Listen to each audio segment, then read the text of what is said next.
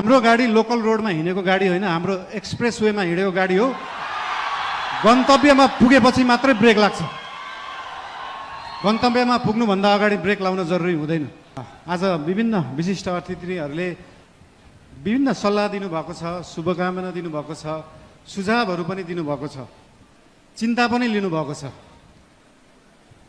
सरकार भनेको त गाडी जस्तो हो, गाडीमा एक्सिलेटर मात्रै होइन ब्रेक हुन्छ, ब्रेक पनि लाउनुपर्छ भनेर चिन्ता पनि मान्नुभएको छ।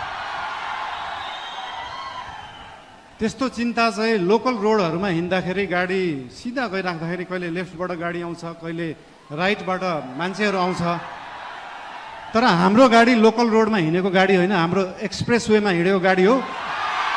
गन्तव्यमा पुगेपछि मात्रै ब्रेक लाग्छ।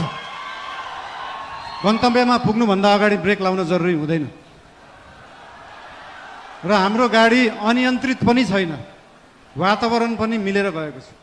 त्यही भएर हाम्रो पार्टीप्रति, हाम्रो सरकारप्रति जुन चिन्ता लिनुभएको छ त्यसको लागि धेरै धेरै धन्यवाद पनि दिन चाहन्छु। चिन्ता लिनु राम्रो कुरा हो।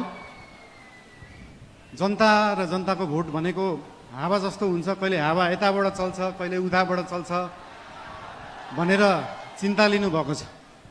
हामीले कुनै हावा चलाएका छैनौँ, हामीले बाढी ल्याएर खोला फर्काएको र खोला एकचोटि सिधा बाटो आफ्नो सही बाटोमा फर्किएपछि निरन्तर त्यही बाटो बगिरहन्छ। यो हावा जस्तो कहिले लेफ्ट राइट उत्तर दक्षिण पूर्व पश्चिम बग्दैन। त्यही भएर चिन्ता लिनुहुनेहरूलाई धेरै धेरै धन्यवाद दिन चाहन्छु। यस्तै चिन्ता हामीलाई दिइराख्नु होला, हामीलाई मार्गदर्शन दिइराख्नु होला।